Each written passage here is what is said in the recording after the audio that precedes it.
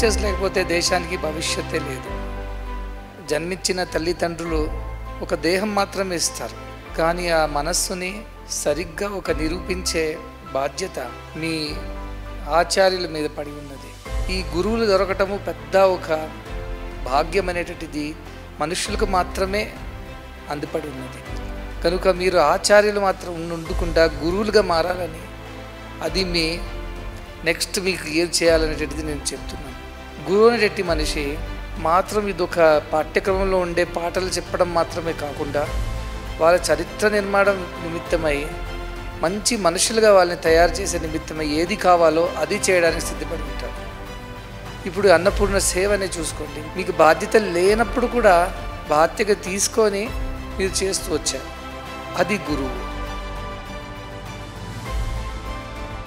ఈ breakfast scheme అనేది start అయిన తర్వాత నా స్కూల్లో నేను అబ్జర్వ్ చేసింది ఏంటంటే పిల్లల యొక్క ఆబ్సెంటిజం తగ్గింది, చదువులపైన కాన్సన్ట్రేషన్ పెరిగింది.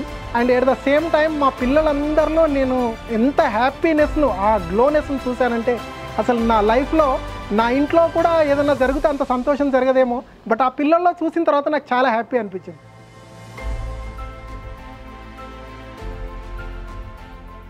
I do believe service to man is service to God.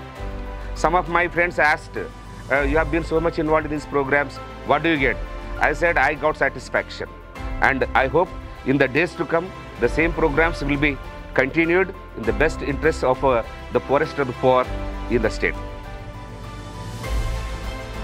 తండ్రిగా తల్లిగా ఆ గురువులు ఆ పిల్లల్ని చూసుకునేవాళ్ళు పాతకాలంలో. అటువంటి మీ స్కూల్స్ని మీరు గురుకులం లోపల మార్చుకోండి, మిమ్మల్ని మీరు గురువుల లోపల మార్చుకోండి. అప్పుడు పిల్లలు కూడా విద్యార్థులు కాకుండా శిష్యులు అయిపోతారు. మీరు చూపించిన దారిలో వాళ్ళు కూడా నడవడానికి సిద్ధపడతారు.